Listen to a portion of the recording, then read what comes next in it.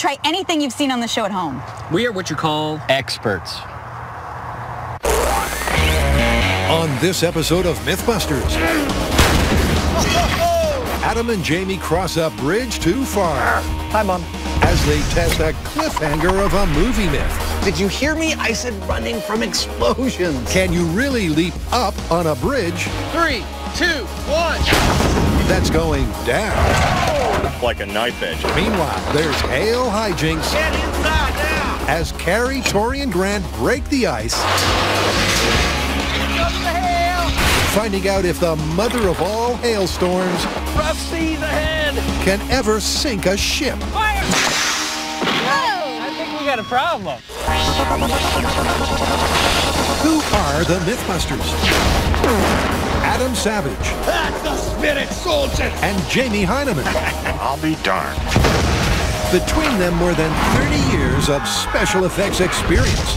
Together with Carrie Byron, That is messed up! Grant Imahara, Somebody order an explosion? and Tori Belleci. Let's chop this car up. They don't just tell the myths, they put them to the test.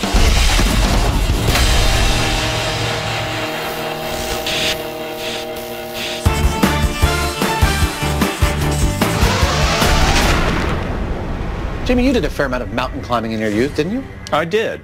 All right, this story comes from the movie Cliffhanger about a mountain climber played by Sylvester Stallone. And at the end of the movie, he is running across a suspension cable bridge on which the bad guys have put a bomb. They set off the bomb, blowing up one of the moorings of the bridge. And after the explosion, Sly, who's already running, takes 2 further steps and a final leap to safety While the bridge is falling. while the bridge is actually falling.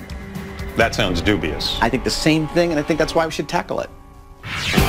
It's a cliffhanger climax. When a blast destroys one side of his bridge, our high-altitude hero hurls himself to safety. But can you really make a running jump on a rope bridge seconds after one side has been severed? Obviously, I think we have to finish the story by doing it in full scale, you and me on a bridge we built that we destroy repeatedly. Yeah, but you know what? I think we should do some bench tests first. I agree. Perhaps just after the object started falling, there's some tiny period of time in which you can get a jump. And maybe we can tease that out in scale. Sounds like a plan. So first up, they're scaling this mountain myth in small scale, where they'll need a baby bridge, That's a flexible bridge. a boom to bust it, That'll do it. and a gas-powered pint-sized piston. Hey! Now, to stick it all together. So we are trying to determine if after you've destroyed one side of a suspension bridge, could you still jump off that sucker? And this is the scale experiment we've built to tease this out. We've built a real suspension bridge mounted hard on one side with an electrically activated solenoid on the other that allows us to precisely destroy the moorings on this side of the bridge. We also have a jumper built off of a pneumatic cylinder that we can also control precisely. That control comes from these 2 timers, which will allow us to control the destruction of the bridge and the jumping of the jumper to within 1 millisecond. If there is anything at all to this story, this rig ought to tease it out. Yep, it's a precision bridge drop mini rig. But first up, they're going to do a control to measure the height of the jump on an unbroken bridge. 3, 2, 1. And with that leap reaching 22 inches, That's really nice. Yeah. Jamie jumps in with the plan. To figure out how long you've got to jump off the falling bridge, we're going to start by dropping the bridge 50 milliseconds before our mini Adam jumps. Now, if he's successful at leaping away, we'll add another 50 milliseconds and try it again, and keep doing that until he's just falling and not able to leap away. That way we'll figure out what our bugger zone is for jumping off the falling bridge. So it's time for test 1, where Adam's mini-me will jump exactly 50 milliseconds after the bridge has been busted. 50 millisecond delay in 3, 2, 1. Adam sure shut up, but how did this leap compare with the control? You like the little pirouette? Sure. To find out, the guys check the high speed, Amazing! He really did jump off the falling bridge. where the news is good and bad. Clearly the highest he reaches. While their jumper did jump, he peaked at a puny 10 inches, less than half the height of the control. I think we're ready. So what'll happen with double the delay? You ready? I'm ready. 100 millisecond delay, bridge jump in 3, 2, 1. Oh, it's starting to get bad at 100 milliseconds. Yeah, but he's still doing it. Jumping 100 milliseconds after the bridge gets broken, Adam did make the leap, but the height is slashed to just 4.5 inches. And when they delay the drop again... There we go. 150 millisecond jump. 3, 2, 1. Nothing. It really didn't look like anything. A fraction of a second later, there's nothing left for Mini-Me to jump off. Yet in Cliffhanger, the hero seemed to have time for a running jump. Yeah, but you know what? In the clip, he's not jumping straight up. He's jumping forward. Right, okay, so let's run these 3 tests again with him angled. So to match the cinematic scenario, they changed the angle of the dangle and set a new control. Oh! Wow, he jumped really far. Yeah. And then the delay tests can begin. All right, here we go. Angled bridge jump, 50 millisecond delay. 3, 2, 1. He's jumping a lot farther at an angle. There might be something here. 100 milliseconds, 1/10 of a second. Here we go. But as the bridge plunges further into free fall, they spot the same pattern as before. 150 milliseconds.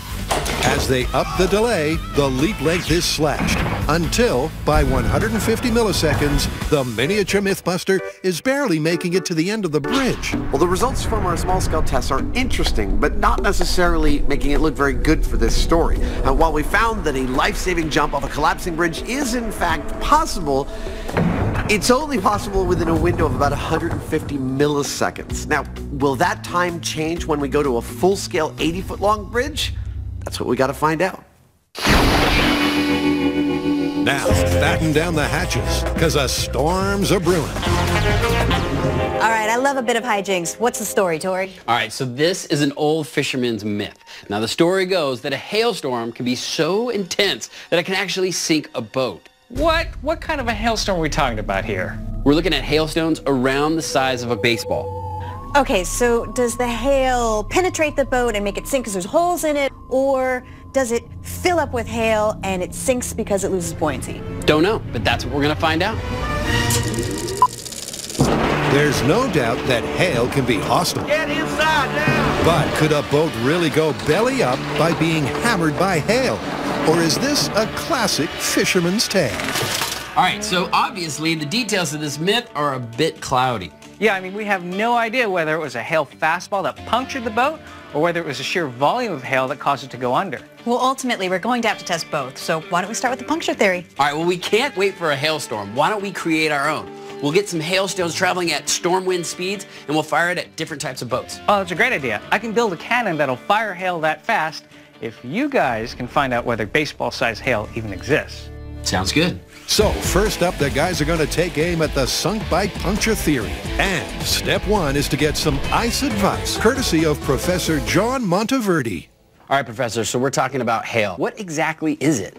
It's a glob of ice that grows in the upper parts of a thunderstorm cloud. When it grows too large, it will fall to the ground, usually in a large mass. All right, so the myth talks about baseball-sized hail sinking a boat. Now, can hail grow to be that big? Oh, indeed. This video shows baseball hail. And those things are flying. Look at that. It's actually knocking down branches. Don't you think that hail ball that size could probably sink a ship? I think it's conceivable it could punch a hole in the ship. Depends on the material and the speed that hail gets accelerated at. So, according to the prof, this stormy story might be true.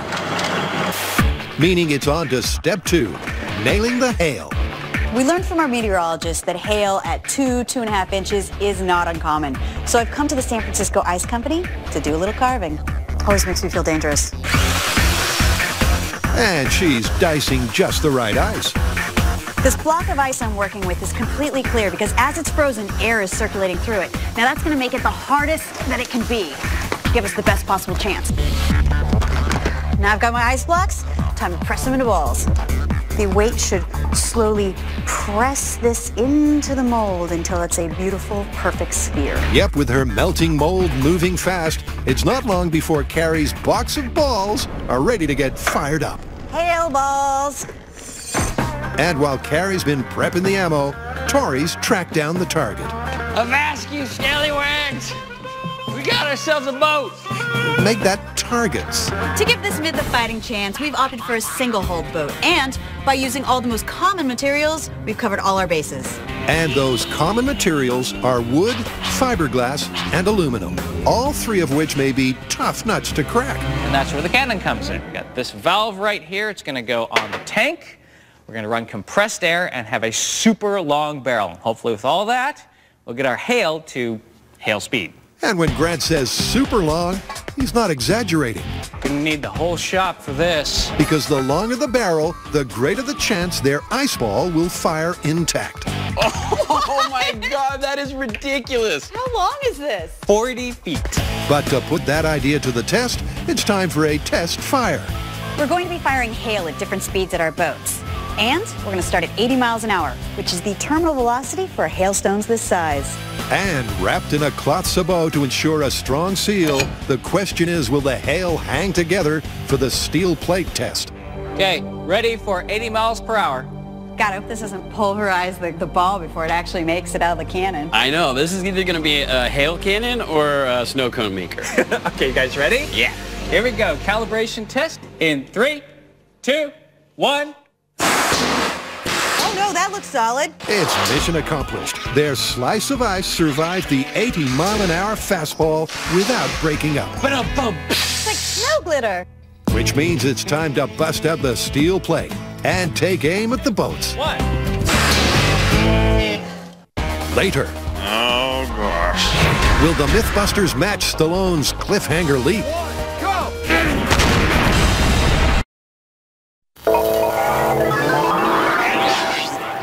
In the movie Cliffhanger, our sly hero leaps up as a blown-up bridge falls down.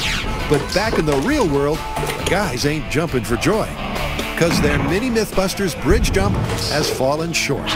It is not looking very good for the story at this point. I mean, we are finding a little window where you can get some push-up, but it's a tiny window. And honestly, I don't think it's enough time for a human to react to the sound of an explosion. I think this is where we need to go full scale, because as we move up in size, the mass increases, there's wind resistance to consider. A lot of the physics change. All right, so shall we go on to building the full-size bridge and launch ourselves into the abyss?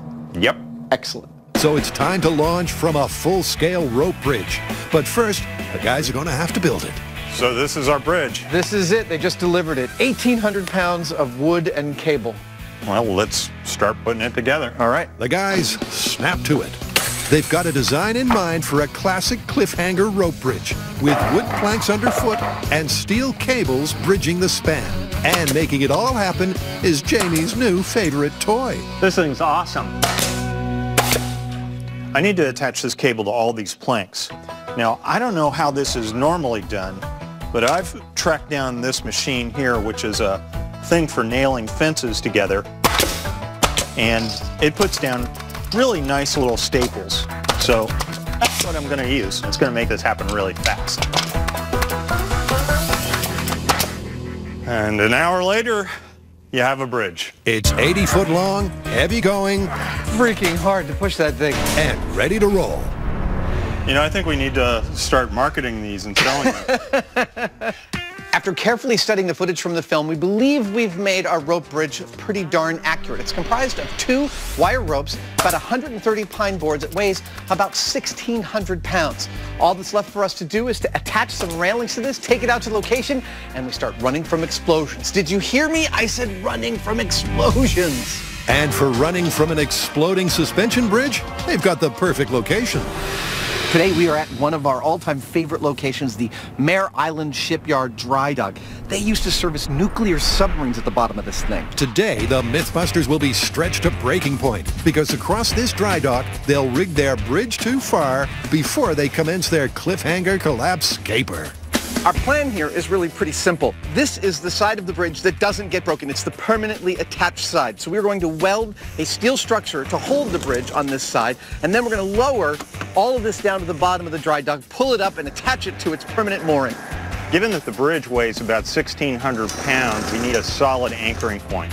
So what we've done is drilled holes into the concrete around here, inserted these anchor bolts, and then we've got this sturdy steel frame that we've welded together that'll get bolted to the concrete, and hopefully it'll hold. The Indeed, with Adam and Jamie trusting their lives to this bridge, Watch fingers. having it hold firm is vital. And thanks to a giant crane Okay, I need all hands over here. Let's get on this side and flip. and plenty of muscle, Beauty! Oh, it's like a DNA. with the forklift holding and the truck pulling, the bridge starts to take shape. Will you look at that? Just not quite the shape they had in mind. It's quite a droop. Oh, it is going to be a hell of a lot of droop. Yeah. After a bit of toing and froing, the guys soon zero in on the butter zone. Back up about 1 yard. That looks like the perfect amount of droop. And with that, the guys achieve suspension perfection. It's a real bridge. And all I can think is, I don't want to walk out on that. And if I don't want to walk on it, Jamie really doesn't want to walk on it. Oh, gosh. Get inside now. Hail can wreak havoc. But could a hefty hailstone really punch through a boat and sink it? Harry, Grant, and Tori have their 40-foot cannon calibrated and their ice balls ready to fire. It's time to go hail versus hull. All right, that looks good. Let's start firing the hail balls. And the aluminum boat is first in the firing line. The boat is perpendicular to the ground and the cannon is parallel to the ground. Now in this configuration, it's like the boat is getting rained down in a hailstorm. Now we're going to take a shot and see how much damage it does. And with the hail all wrapped up for the tightest fit, its first launch is at its terminal velocity. Ready for 80 miles per hour. But will that be enough to hold that hull with hail? 3, 2, 1. Well, in a word, no. Hail versus aluminum boat at 80 miles an hour, no hole. No. Ain't that the truth? Their first fastball barely made a dent, let alone a hole. But their aluminum boat is just the tip of the iceberg. What's this boat named? Fiberglassy. Fiberglassy. Now, fiberglass isn't as tough as aluminum, Good to go. 3, 2, 1. but it's still too tough for this stuff. No hole. Didn't even budget. Next. So what about a boat made from wood? Steady as she goes. And an old boat at that. We all right? Let's take a shot and see if it puts a hole in it. Here we go. 3, 2, 1. But the hail doesn't hold, and that's 3 boats without a breach. At terminal velocity, their baseball hail has struck out. But what if the ice balls weren't just falling at terminal velocity? What if they were caught up in a hurricane and they were being blown down to earth at 150 miles an hour? So it's time to up the ante. Could the force of a Force 10 give the ice the impact it needs? 150 miles an hour. This is one serious hailstorm. Aluminum boat. Go. 3, 2, 1. Well, not for the aluminum, Definitely hit harder. Good hit. nor for the fiberglass. This ain't gonna work. So to keep this myth afloat, their wooden boat really needs to splinter. Looked like it did some damage, but did not punch a hole through it. The guys decide to take things to the extreme. So now we're ramping up to over 300 miles per hour, which is the highest ever recorded wind speed in a tornado. Now I know that there's not typically hail in tornadoes, but what this myth needs right now is more speed. Will 300 miles per hour send their ballistic ice ball through aluminum? 3, 2, 1. It's a good hit, but no hole. How about fiberglass? 300 miles an hour. Fiberglass boat. Hey, it's like it's snowing in here. So at 300 miles an hour, all the hail ball did was knock some of the paint off the fiberglass boat. There is still no hole. So with 2 boats down and no holes to show, even at tornado speed, this myth's chances all ride in their old wooden boat. I know 300's ridiculous, but I got a good feeling about this. It could happen. In 3, 2, 1. I can't even see it. We punched a hole in the boat. It's a perfect clear hole. Finally, at a worst-case scenario wind speed, their boat failed to weather the weather. That's just silly. Or did they? Oh, wait a minute. I think we got a problem. I think this boat is rotten. It's rotten luck. They scored a direct hit on weakened wood. I think we need to try this again. So they zero in on a zone that's rot-free. In 3, 2, 1. Oh my God. Did it go through? I mean, it looked like some serious damage. It did some damage, but I don't think it punched through. Damage, but not a hole. Yeah, that is definitely not a hole. And you're looking at a hail ball that's traveling 300 miles an hour. As far as penetration goes, the myth is busted. But that's only half the story, because the boat may have been sunk by the sheer quantity of hailstones. Oh my God, it's almost filled. But could mass alone send a boat to the bottom?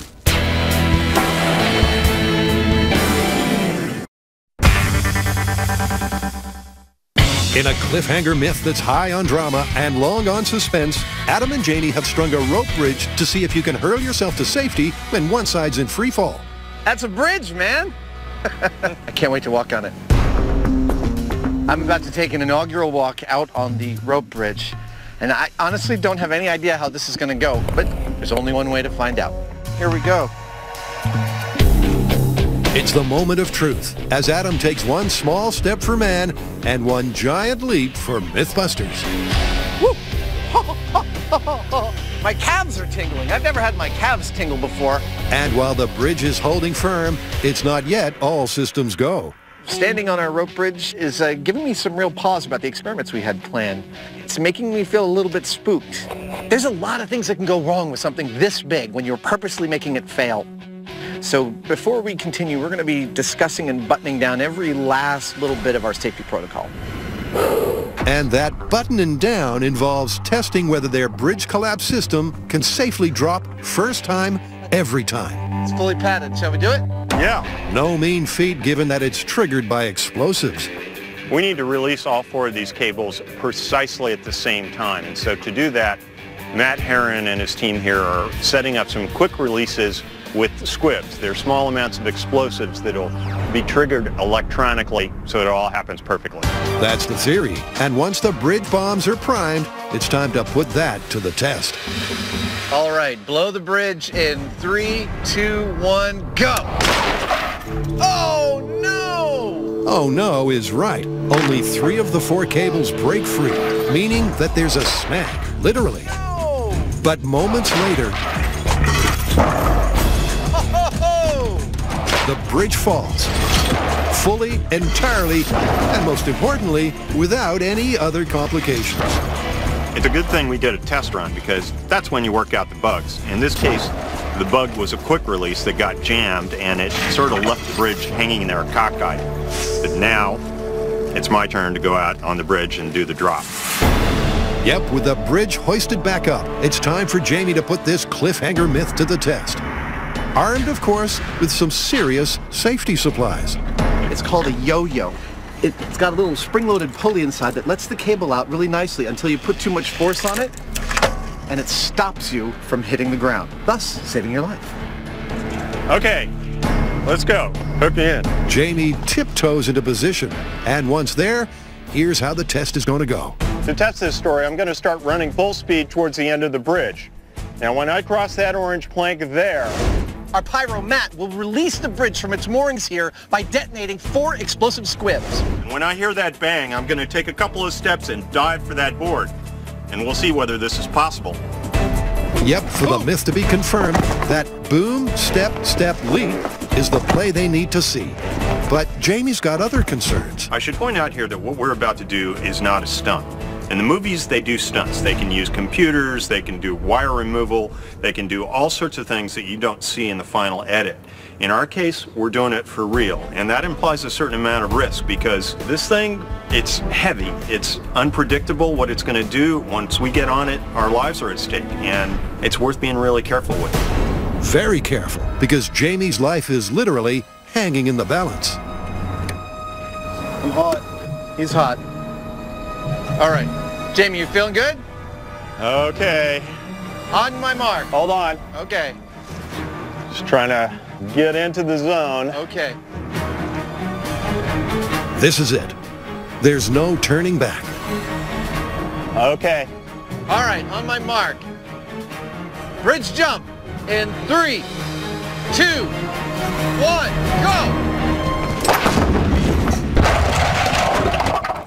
Coming up, Here comes the hail. could the world's heaviest hailstorm sink a boat? Do not try anything you are about to see at home.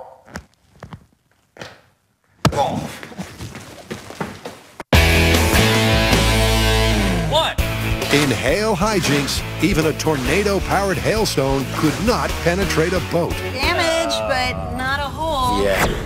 All right, so the hail did not punch a hole in the boat. Ice penetration is busted. Totally. Now, for this myth to have any chance whatsoever, it would have to be the sheer volume of hail that's going to sink this boat. Okay, well, it sounds like it's time for us to put a boat in the water and load it up with ice and see how much it takes to sink it, if it does at all. You know, science is really interesting. I don't know which way this one's going to go. Yeah, me neither.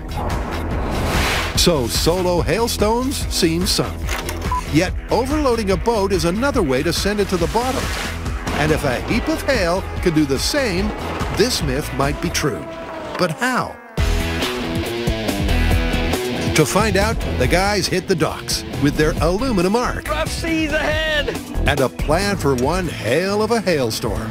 Now, we've seen that a hail ball, even with a 300-mile-per-hour wind behind it, cannot put a hole in the boat. But what if we had a huge storm? What if a massive amount of hail dropped into the boat? Well, that's what we're doing out here at the Port of San Francisco. We're going to throw a boat in the water. That's perfect. We're going to make a huge storm, and we're going to see what happens. And they'll rustle up that record-breaking storm courtesy of a freezer truck and a conveyor belt. All right, that looks good. This is our own special Mythbusters massive hailstorm right here. These bags of ice are in our refrigerator truck at exactly 27 degrees Fahrenheit. They're going to storm down this conveyor belt into the boat and hopefully sink it. Looking at that boat, I think we might actually have a shot at this. Okay, fire up the conveyor belt. Here comes the hail. Woo, it's coming down in buckets. All right, that's 100 pounds. We know the record amount of hailfall in an afternoon is 4 feet. That's 200 pounds. He's coming. So what we're going to do is fill up our boat completely to the lip with hail. 400 pounds. If it sinks, this myth is plausible, but if it doesn't sink, this myth is busted. Oh my God, it's almost filled. With the hail now piled 3 feet deep, I see the boat's starting to dip a little. the boat is surprisingly buoyant, and Grant knows why. Here's the catch. See, the ice that we have, it's not just one big block. It's a bunch of little pieces. 500 pounds of hail, and it's still floating. Which means that air can get in the middle. So you're not entirely displacing the air as you would with water. All right, that's 600 pounds. But you can stack the ice higher than the edge of the boat. So at this point, it's not entirely obvious what's going to happen. All right, that is a whole entire pallet of ice. That's a ton of ice. Yeah, and it doesn't even look close to sinking. The guys brought enough ice to recreate the world's heaviest hailfall of 4 feet. Even that amount is proving insufficient. How's it going, Grant? Are we almost there? Yeah, we're at 2,500 pounds. It's just a few more inches above water. But by topping up with more ice, All right, we're at 2 tons. It gets more towards the back. Yeah, right there. the boat finally starts to list. And then, It's sinking! That's great! Sinking the boat with 2 tons of ice! at last, she's going down. And while the scale of the hail may be unfeasibly large, it is finally mission accomplished. Sunk a boat with hail! That's cool! Or is it? Whoa! I think we got a problem. It's coming back up!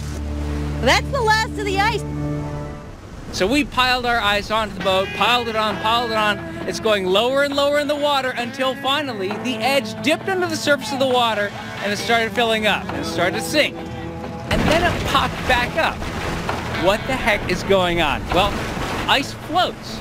So once it hit the water, the ice actually started to support its own weight and was no longer pushing down. We did technically sink the boat, but look at how much hail it took. That's a totally unrealistic amount. And even with this salvaged, falling apart boat, it didn't entirely sink. This one's busted. Busted.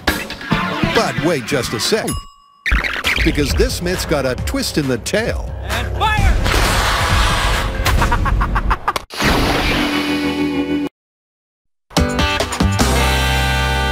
Welcome back. We are testing the exploding bridge jump from the end of the movie Cliffhanger. And in this movie, Sylvester Stallone is running from a bomb on a suspension bridge.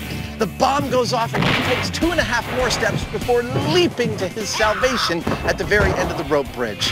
Everything is in place, and we are just about to test this in full scale. And full scale means Jamie's going to need some fancy footwork. Just trying to get into the zone. Okay. Because if this myth is true, Okay. Jamie needs to make his step, and leap after the explosion fires. All right, on my mark. But will he even have a leg to stand on in the first place? Bridge jump in 3, 2, 1, go! Jamie sprints, the bridge blows, and in the blink of an eye, he drops like a stone. Jamie, are you okay? I'm fine. Excellent. But did he make any headway? Yeah, pretty much everything I was trying to do came to a halt the minute I heard that bang. It was just no further progress. That's all there was to it. Jamie's right. At the moment the cables are cut, the bridge goes into free fall, and almost immediately, Jamie has nothing solid left to run on, let alone jump. So the boom, step, leap combo is busted. But if the guys eliminate the two-step start, maybe this myth will find its feet. We find ourselves wondering if there is a tiny period of time when one could still get some push off the bridge even after it's been compromised. So that is what I'm about to test. I will be standing on the bridge within leaping distance of the top bar of the bridge. I will wait until I hear the explosion. No one's going to tell me when it's coming. And the moment I hear it, I'm going to push off and go for that top bar. If I make it, then presumably there is a tiny period of time when it is feasible to leap on a falling bridge. But can Adam's reflex leap succeed where Jamie's running jump failed? Let's do this. Or is it a bridge too far? Based on my experience, once the bridge is released, the person on the bridge is pretty much done. So, as far as what Adam does, I don't think we're going to be seeing any leaping. Jamie is skeptical. There? Yep. And after a few dummy jumps, Yeah, that's it. it's time to put his prediction to the test. Scary. Are you all set, Adam? Adam doesn't know when the boom is coming, I'm in possession. I'm ready. Go, Matt. but he crouches, focuses, and then Oh! There was nothing! There was nothing at all! I heard a crack, and then there was no ground. There's no grace period there. the fall was so fast and furious that Adam had no time at all to react. From my standpoint, that was kind of anticlimactic. One moment there was a bridge, next moment, no bridge. Yeah, it's like I said, once you hear that sound, it's like a knife edge. You're done. Just like their small-scale tests, the bridge drops almost the moment the explosion happens. There's just no time to think, let alone leap. I know it looks like I'm hanging out over a void, but technically, experimentally, I'm dead. The moment I heard the sound, I didn't have time to actually leap or anything. I was just falling. That's pretty definitive right there. Yep, there's no doubt about it. Once the cables are cut, the bridge and its passenger are going down. This is safety equipment, having kept me alive one more time. Hi, Mom. And here's why. The moment the cable is cut, the tension disappears, and the bridge acts like a piece of rope swinging through the air, offering nothing for Adam or Jamie to jump off. This is totally impossible. This thing is completely busted.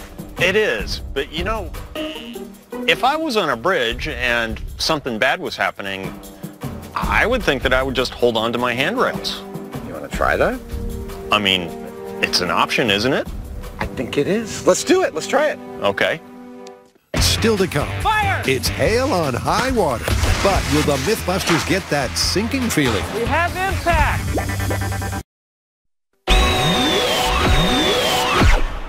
Hail hijinks is busted. That is definitely not a hole. Totally busted. That's 6,000 pounds down there. It's still floating. You guys, I think we're missing something really critical here. What's that? We've never fired a hail ball at a boat while it's on the water. So do you think that because water's incompressible that it's going to make the boat flex less and we might have more success? I'm not sure, but I think we have to do it. Hey, I'm game. Let's try it. So for this myth's final test, it's off to a fresh location, the Water Quality Control Plant. Will having water under the boat stop it from flexing and make a hail puncture possible? To find out, the guys will leave no cannon unturned. Is it in? Not yet. And to cut to the chase, they'll only test their two most likely boats, wood and fiberglass. Next stop, cannon. So this is the plan. We have our wood boat and our fiberglass boat. What we're gonna do is place each of the boats in the water and start firing hail balls at 300 miles an hour into each of the boats. Okay, I'm loading. And we'll find out if that's enough to punch a hole in the boat and sink it. 300 miles per hour is the most extreme wind speed possible, but in the shop, it failed to fire up a hole. Okay, fiberglass boat at 300 miles an hour. But now, will water underneath the boat create the right conditions for a rupture? Ready, fire. Well, Is there a hole? I don't see a hole, and the boat's still floating. While the water did dampen the flex of the fiberglass, this boat was still too tough to be torpedoed, even at tornado speed. Which leaves them with one last shot across the bows. We had our best luck with this experiment in the shop when we used the wood boat. That if we're gonna get any sort of penetration, it's gonna be with this boat. But if this wood boat doesn't get a hole at 300 miles per hour when it's on the water, We might see this thing sink. then this hail myth is going down. Okay, fire at will. All right, this is 300-mile-an-hour hailstorm versus wood boat on the water. Fire! There's a hole! We got a hole! Fire more! Now that is what you call a bona fide hail hole. Man, it's taking on water fast! Dude, look at that. 300 miles an hour punched a hole. All right, that did punch a hole, but I mean 300 miles an hour, that is a ridiculous amount of speed for a hailstone to be traveling. Tori's right. Hail has never been recorded at 300 miles per hour. So if they're to really confirm this myth, they need to slow their hailstone to a realistic speed. I want to know if just terminal velocity 80 miles an hour will do it. Let's patch it up and try it. Yeah. You ready, Grant? Remember, 80 miles per hour is the slowest speed that a hailstone this size would hit the ground. Ready, fire! We have impact. That's a negative on the hole. There's no hole. But this time the water underneath the boat doesn't add to the impact. But there's one last speed they can try. Now, a more realistic speed with downdraft would be around 150 miles an hour, just like our experts said. So, we've repatched the boat. We're going to send it back out, fire at this boat with a 150-mile-an-hour hailstone. If that punches a hole, then and only then can we call this one plausible. Remember, in the shop, this test was negative. So will the water underneath make all the difference? All right, this is a 150-mile-an-hour hailstone against a wooden boat on the water. Okay, fire on my mark. And fire! We punched a hole in the boat! It's taking on water! It's gonna sink! Yep. Finally, there's fire in the hole. We did it! So we came out here to test whether you could sink a boat with hail while it's sitting on water. And what we found is that it requires a wooden boat and 150 mile per hour speed, which is a recorded wind speed in a hailstorm. And we found that you could punch a hole in the boat. What does this mean? Well, it means that it is possible, but it requires an extreme situation. And that's what we call plausible. The classic rope bridge is the simplest way to span two distant points when the ground falls away in between. And it's the falling that interests the Mythbusters. All episode long, we have been falling off of bridges, literally trying to imitate Sylvester Stallone's jump from the exploding bridge at the end of Cliffhanger. And I'm sorry to say that we have failed. This one is totally busted. It's completely not possible. However, Mr. Heinemann, in his infinite wisdom, ponders the conundrum that if he were running off of an exploding bridge and he heard a bomb go off, he would merely hold on and see what happens. So that is what he is about to do. It's a substitute survival strategy. In case of bridge drop, is your best bet just to hold on for dear life? To find out, they add some cushioning to the cables. I tell you what, it's going to be a lot nicer holding onto that rope than a hard steel cable. And then Jamie assumes the position. What's going to happen here is I'm just going to run like heck, and when the bridge blows, I'm going to try and hang on to these. Unless you think the yo-yo here is helping Jamie hang on, it's not. It's merely keeping him from dying. Dying may be off the agenda, but injury is always an option, especially when you're hanging on to 1,600 pounds of falling bridge 40 feet above concrete. You know, it's kind of unsettling. It's like you know that any minute the rug is going to be pulled out from under you. You know you're going to get creamed, but you're just going to have to do it. I know exactly what you mean. I felt precisely the same way out there. So with the tension dialed in, All right, on my mark. it's the bridge's last call. 3, 2, 1, when you're ready. And Jamie, please hold the line. Okay, here we go.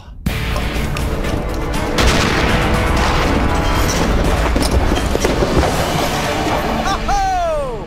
How you doing? I'm on. I'm holding. You're holding yourself. Yeah. That is manly. It's taken the grip of a gorilla to hang on through the fall and the landing, but Jamie's done it. And the next question is... Climb up if you had to? Like a walrus on steroids, Jamie slowly inches his way up. The now vertical bridge has no footholds. Come on, you can do it. But the Heineman is climbing out. If you get to the blue bar, you are a hero. It's only 16 inches above your head. You're almost there. Yet when the target's just a whisker away... Okay. Jamie's muscles give up for good. If my life depended on it, I might have made it. But it doesn't. Once again, that was a scary experiment that went perfectly. At the moment Pyro blew the bridge, Jamie grabbed onto the railings, held on for dear life, and rode it all the way to the mountainside. It was beautiful. But there you have it. I think we have tested this every way from